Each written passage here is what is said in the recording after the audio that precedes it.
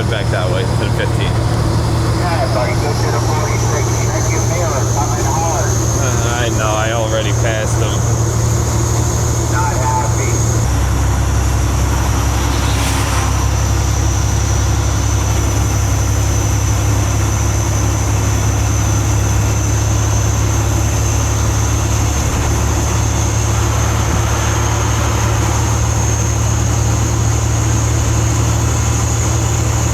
Going back to the transfer station right now. I wasn't really planning on it today, to be honest with you, because they're not busy at all. They've been dead like the past 2 weeks. I was gonna go do one of those dry van loads, the ones that are close to the landfill, because I think they have like 3 trailers loaded right now.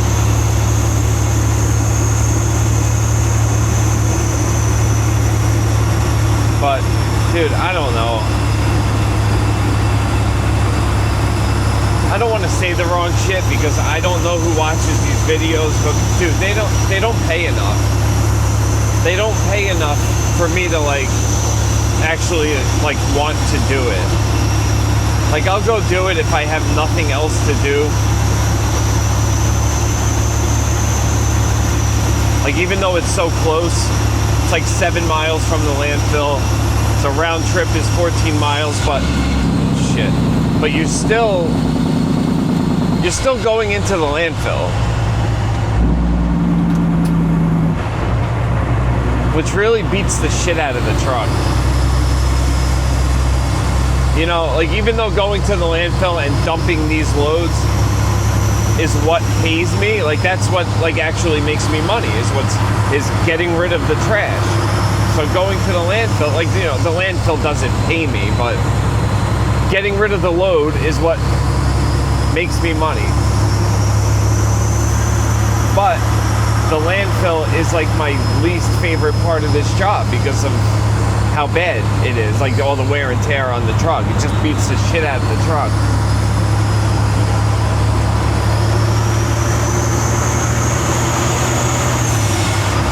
Which is why I go so slow going up the hill, and those like Mascaro guys and a few other guys go flying up and down the hill, but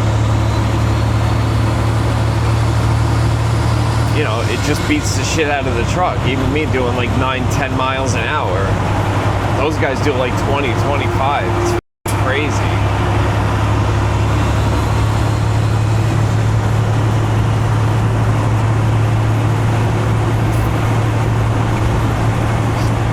But yeah, so even though those loads, they're so close, like I said, you're still going in the landfill, you're still like waiting at the landfill sometimes, so it takes a good amount of time. So like for what it pays, like I don't know what the right word is. Like it doesn't get me excited to go there.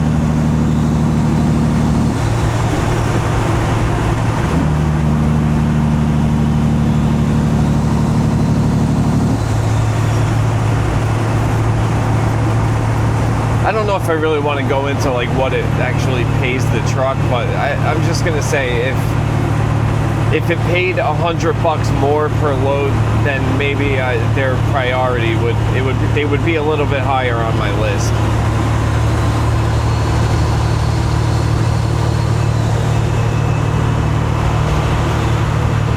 And also, like a lot of the times, you have to they're dry vans, and you have to put them on the tipper. And most of the stuff that's in those trailers are on pallets. So when the tipper goes up in the air and the stuff starts falling out of the back, if like any of those pallets like shift a little bit, it gets caught up, like in the trailer. Like it'll get stuck. Like the front half of the trailer will just be stuck in there.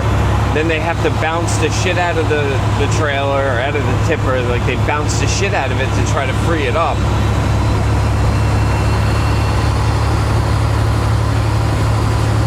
And you just have to like hope that it comes out. And sometimes it'll start making its way down, and then it'll get stuck in like the tail end of the trailer. Then you got to get dug out. Like an excavator has to come out and like go like in the trailer and try to dig all the shit out of there. which takes a lot of time too, and that happens quite often. I want probably like half the time I bring those trailers in there that happens. There's other times where they'll load the trailers like all the way up to the back with shit falling over back there, and they'll just like, I guess the guys that are loading the trailers, like they'll just shut the door onto the stuff that's like falling over. And then I get to the landfill, I'll open the door and the shit will just fall out on top of me.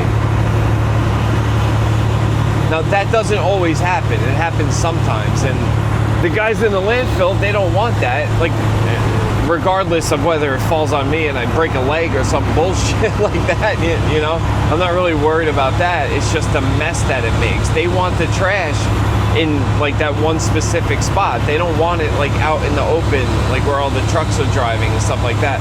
So even though it's a landfill and a whole mountain of trash, the trash, like, you know, you're not supposed to put trash on like certain spots because it is cleaned up with like rocks and, you know, stone, dirt, whatever. And trash isn't supposed to go over there. So when two like full pallets of shit are falling out of the trailer, like that sucks.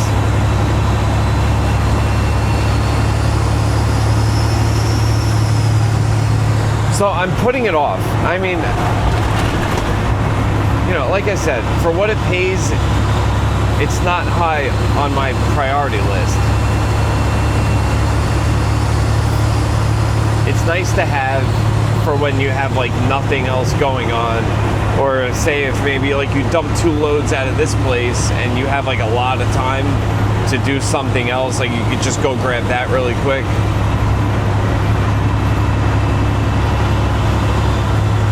It needs to pay more to the truck. You know, that's just what it comes down to.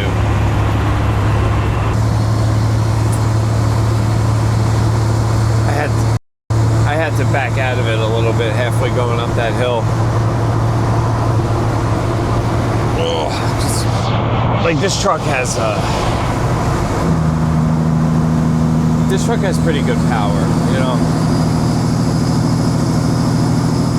So if you have a truck or whatever that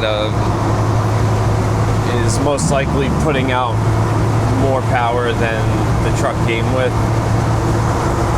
there's 2 gauges that you like really have to keep an eye on when you're pulling a hill, which is this right here, pyrometer. Not all trucks have them. I think most do. That's your exhaust gas temperature. You don't want that to get too hot. And the water temp. So when I'm pulling hills, and especially a day like today, it's like really humid outside. So sometimes when I'm pulling hills, when I'm like halfway up the hill, if my water temp gets too high or the pyrometer gets too high, I gotta back off. I gotta flip the fan on and back off. Like, so I can't stay on it like fully all the way up these hills when it's really hot outside.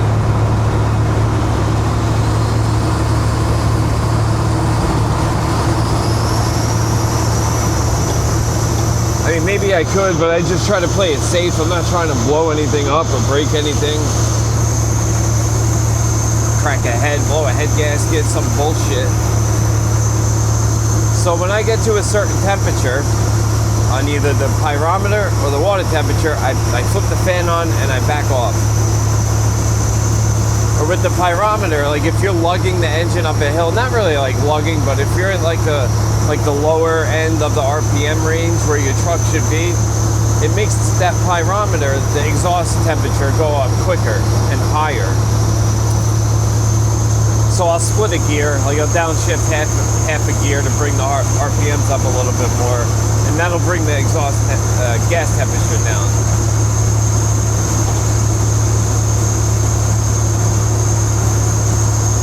For me, like I'm sure I could go a little bit higher, but when the pyrometer hits like 900, that's when I'll back off or downshift. Or downshift and back off. I'll do both usually, because I don't want that to get too hot. Blowing turbos and shit. So when that gets to 900, maybe a little bit before 900, but right around 900, that's when I start backing off on it. Now these engines, I have an Acer Cat, so it's twin turbo. It's a MSX is the prefix. So it doesn't have, it's not like the later model ones where it has like all the emissions bullshit on it.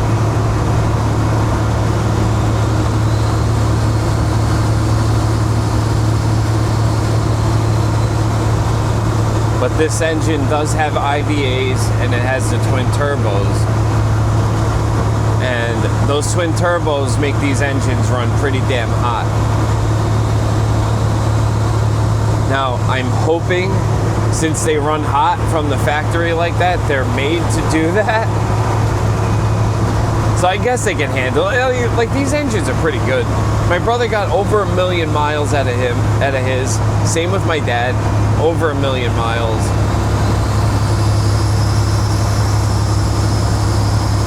So I don't have any issues with these engines. Some people do. There's a lot of people out there that don't like the twin turbo Caterpillars, but honestly, I like the way they run.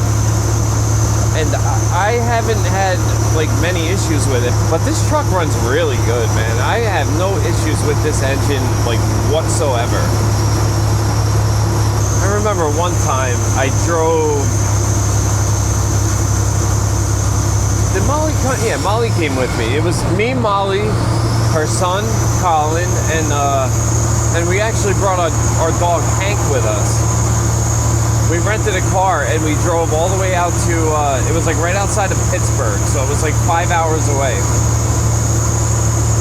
I went all the way out there to look at, it was a Peterbilt 379. It was actually pretty nice. It was like I don't even know what you would consider the color. It was like a reddish, like orange, like sunburst red orange kind of color. It was a nice truck.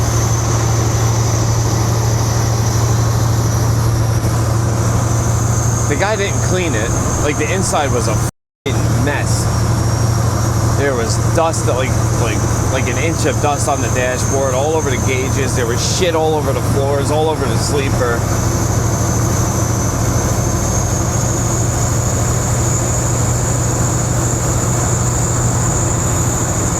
And from what the guy said on the phone, it was a 625 Cat. It was a 6NZ. I'm pretty sure it was a 6NZ or an MBN. All right, is the MBN the one that came after the 6NZ? It was one or the other. It was a single turbo. But of course, in my mind, I'm like, oh shit, it's 625 Cat. Yeah, that's awesome. I like trucks. I like trucks that have power, you know. So that got me excited. So yeah, we drove all the way out there, 5 hours. I drove the truck. It rolled coal and everything. It was blowing all that black smoke. I like that. But dude, it was fast. That was probably the most powerful truck that I've driven, I think. Like, dude, that thing went.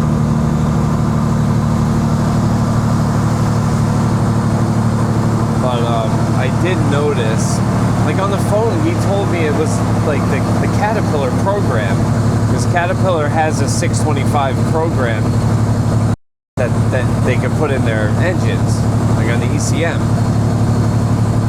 I think all you have to do is change the injectors, or like you got to get better injectors. But that's what he told me it had. He said it had the Cat 625 program. But then I started noticing like Pittsburgh power shit in the truck.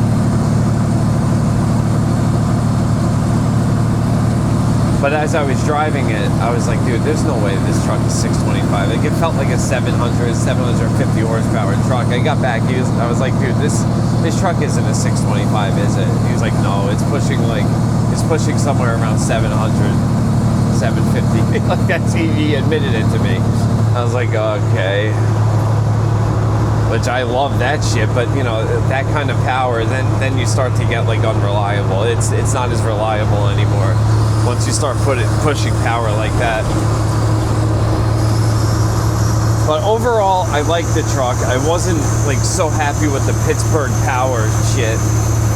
I don't know much about it. Maybe it's good, maybe it's not. I really don't know, but it had me a little like iffy.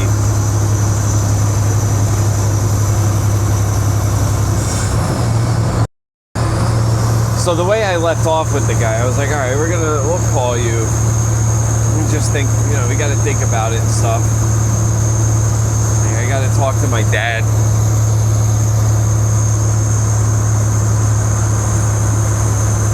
So I left. We got in the car and we left. And I was like, you know what? I was like, I forgot to check something. So I called the guy back. I was like, are you still there? He was like, yeah. I was like, all right, I'm going to turn around. I forgot. I have to check something really quick.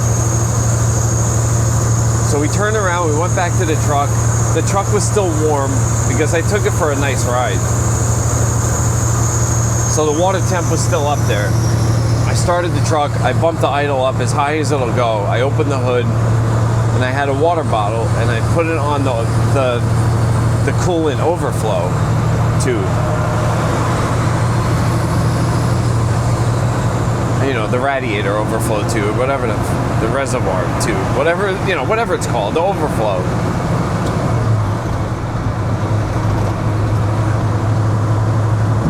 So I put the tube in the water bottle, and it was bubbling like crazy. I was like, oh shit, man. That's usually a sign of either a cracked head or a bad head gasket. But it could also mean a bad radiator cap.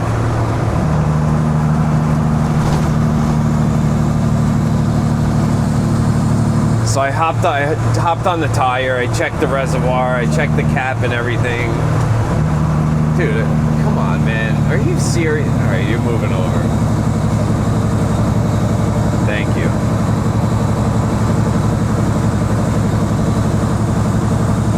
I checked the radiator cap. Cap seemed fine. It was on there nice and tight, like, you know, normal radiator cap. And it seemed good. It wasn't loose or anything, because if they're loose, that could cause air bubbles in the overflow tube. But yeah, it was blowing a shitload of bubbles. And at that point, I was like, man, this thing probably has a bad head gasket. Like, he didn't have an upgraded radiator. Like when you're pushing power like that, you have to like do certain things to make sure it gets like cooled down quicker, or cooled down as much as it should be, because that's a lot of power, and that creates a lot of heat. So more than likely, that truck at least had a bad head gasket. And I told him, I was like, dude, there's, you know, something's up here.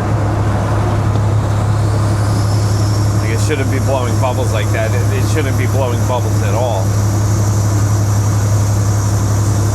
It was blowing a lot of bubbles, like boiling water. Like it was bad. So I told the guy, I was like, man, this thing probably has a bad head gasket. No, it doesn't. No, it doesn't. I just had everything done, this and that. Which, you know, which could have been the truth. I really don't know. But you could have a rebuild done and then go pull a hill and overheat the fucking thing and blow a head gasket. It really doesn't matter. Like I said, with power like that, the reliability goes right down the drain.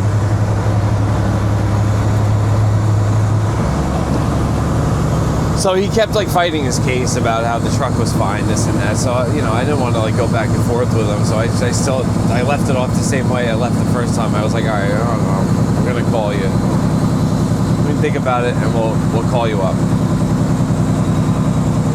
I never called the guy, obviously. You know, I'm not gonna go get a truck with a cracked head or a bad head gasket or anything like that. I never called the guy back. He called me a few times. seemed like pretty, I don't know, like desperate for money, but it seemed like he needed the money. Because while I was there looking at it, he was asking me for money for him to hold it. Because he was like, I really need the money. If you're gonna buy it, he was like, if you guys are gonna buy it, I would really like some money to hold the truck for you until you come and get it.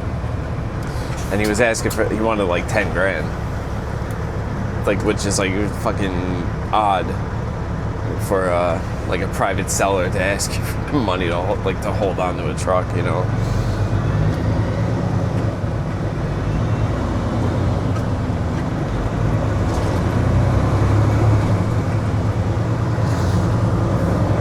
I've driven, over the years, I've driven pretty far to look at trucks. I drove down to Georgia, like in the beginning. When I first got my license, I drove down to Georgia to look at a W900 day cab. Really, it was a beautiful truck. It had like a brand new paint job on it. It was black with like candy apple red fenders. It was a really, really nice truck. And I took it for a test drive. And, you know, of course, all these guys, they tell you, you know, everything's rebuilt, everything was just done. They even told me it had a brand new transmission in it. Fucking truck wouldn't shift. I had a really hard time shifting it, and it kept popping out of gear. Not even just popping out of gear, it was like banging out of gear.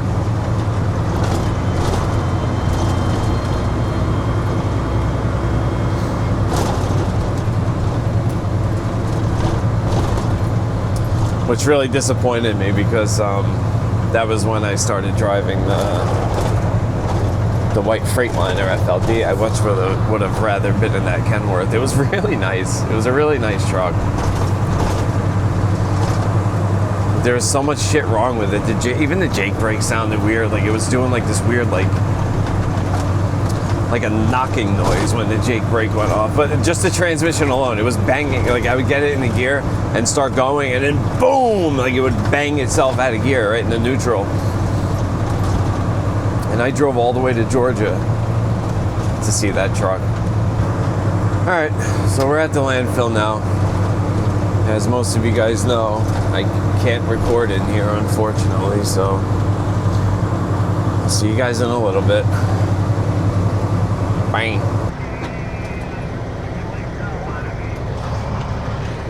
Right there, those are the Volvos I was talking about on my last video. There he is again, all crooked in my spot. I think they're just bad drivers, honestly. Oh, man. Holy crap, it's hot in here.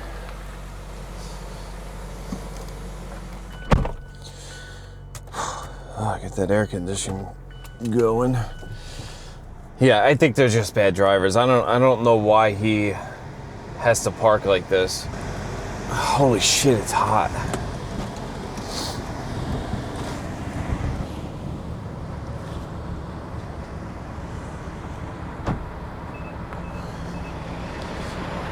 Dude, I'm telling you, I really hope I'm wrong. But I think one day you're gonna see a video, you're gonna see the title of a video pop up saying, like, my truck got hit or something. And it's gonna be that guy. You know what? Hang on. Let me put you on my head. I'm gonna back straight into my spot, right in the middle. I just want to show you how close. See, like I'm almost taking his mirror off with my trailer. See, all right, like right here. If I continue to back up, I'm taking off his mirror and my mirror. I can't stand this shit, man. I don't know why they had to fucking park next to me. Why? There used to be a Venezia truck that used to park in that spot. And it was perfect because, well, I learned this through this guy, the Venezia guy. I didn't know they went over the road. I didn't know Venezia guys went over the road. So that spot was empty like 2 weeks at a time because the guy was out over the road. And then when he parked, he would just park the truck there for like 4 days and then he'd go out for 2 weeks again. I didn't know those guys did that. But it was perfect. It was perfect because the spot was either empty or the guy was just parked there, not moving.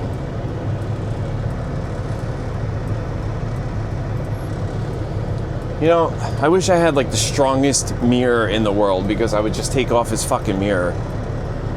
Like if mine wasn't to get damaged. Like just to fucking prove a point.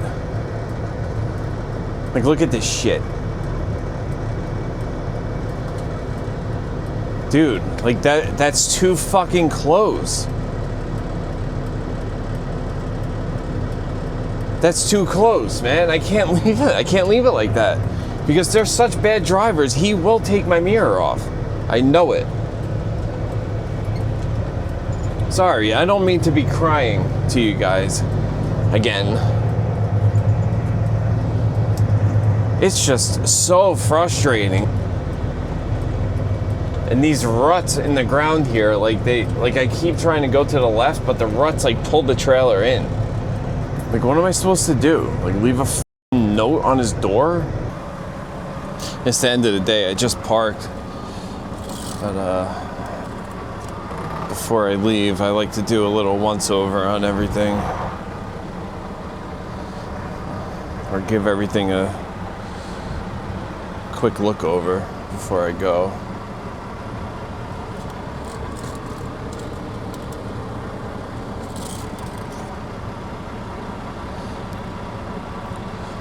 Oil's still nice and clean and full. You know what's weird on the Detroit? On that 12.7 liter in the white Freightliner that I was driving last week, and the 14 liter that I used to drive. I never showed like a picture of it or anything. It was a blue Freightliner Classic. 2006. It had a 14 liter Detroit, but this one did the same thing. You would change the oil. I guess it was just a Detroit thing. You would change the oil, start it up, and the oil turned black immediately.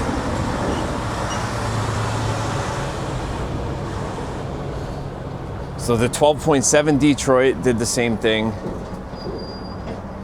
and the 14 liter. And my dad had a Kenworth. He had a black T600 with a 12.7 Detroit, and that was the same thing. Change the oil, turn it on, shut it off, check the oil, it was black.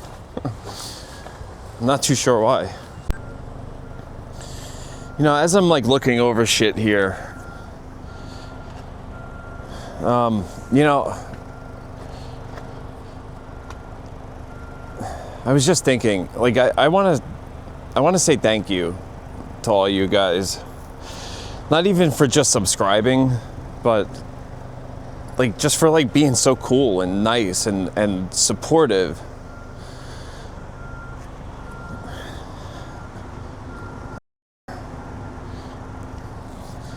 Like I feel like we have like a cool group. Like I have like normal commenters and that will comment on like all my videos pretty much, and they're all positive. You know, I get a few negative here and there, but that's just the way it is. That's gonna happen. That's inevitable no matter what. It doesn't matter.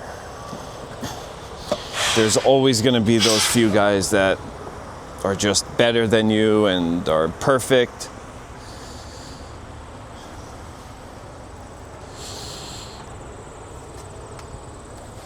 And that's just the way it is. But I feel like the small group that we have here, it's a good group. Like you guys are all just you're cool as hell. Every single one of you. All of you normal commenters and even the people that watch the videos that don't leave a comment. I just appreciate not having a negative comment, so that's fine too. So I just want to thank you guys for subscribing in general and watching my videos, because for a while in the beginning, like, this isn't like a success thing, you know, I don't have a lot of subscribers, but like I was stuck at like 60 subscribers for like 2 months. And at that point I was like, you know what, no one's watching, what's the point? Like, why am I even making these videos? But I just kept doing it because I liked it. It's like it's a hobby. It still is a hobby. I always liked making videos, even like ever since I was a kid, when I was like 15 years old, 14 years old. Like, I was taking classes in high school for like filmography classes or whatever, and I always just loved it, and like the editing process. So that pretty much like continued on. After high school, me and my friends would make videos all the time, and I just thought it was the funnest thing in the world. So I guess I started doing this channel like 4 or 5 months ago. But at the time, I just had this idea. I was like, you know, I don't really have any other hobbies other than playing video games, which is still a big hobby of mine. I love video games. But I was like, videos. I love making videos. And I love editing. Although it can be very time consuming after a full day of work. Like, some of these videos, I know they're like simple and everything, but they, some of them still take like hours, like 3 hours or so to edit, and then you have to render the video, and then uploading it. Uploading can take like 2 hours. So it is time consuming, but I enjoy doing it. But the point I'm trying to make here is I couldn't even imagine getting to how many subscribers I have right now. I didn't think that was possible. So I just want to say thank you for supporting and watching in general. Just watching the videos is cool. That's cool as hell to me.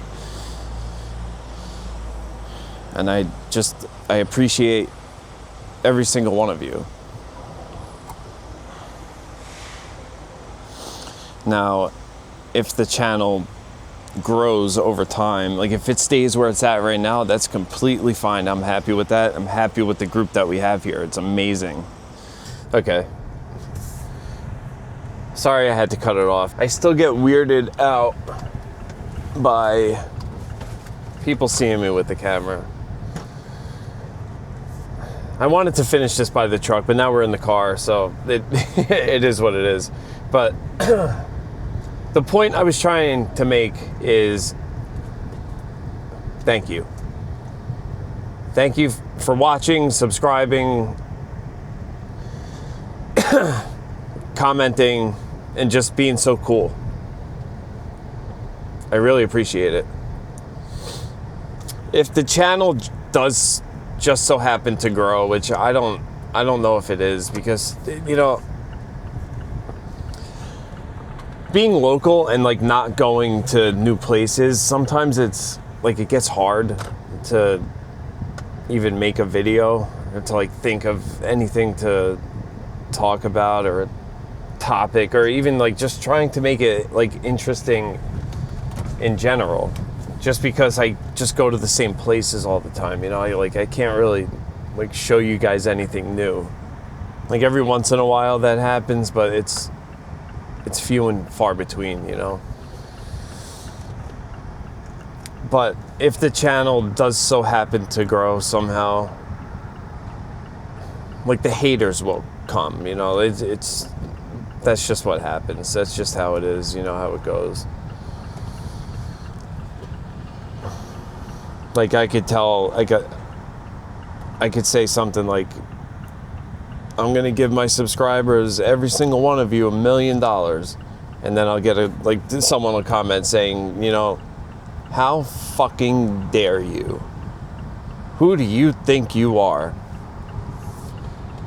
You're a stupid idiot, and I'm better than you. I am so perfect. How dare you give away $1 million? You know, like, just something fucking so ridiculous. And you can't drive a truck. You drive like shit. You don't know how to shift. You scumbag. And you probably smell like shit. You suck. Your truck sucks. You know, the normal bullshit that you would hear. Because that's just how some people are. Like, they just think they're better. And they're perfect. And you're not. And you're an idiot. You know, like, that's just, some people are fucked up like that. You know, they just want to hate you. They're just looking to hate you. So, we're going to end it right here. We're at a red light. Oh, now it's green. But yeah, we're going to end the video here because I'm going home and I don't have anything else to record. So, once again, thank you for everything. I really appreciate it.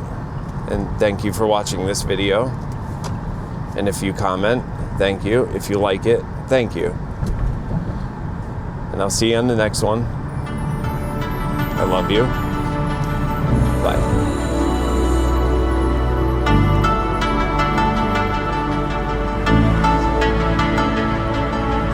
You know, and just one other thing.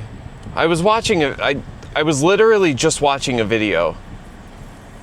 And I've heard this before, I've seen this before.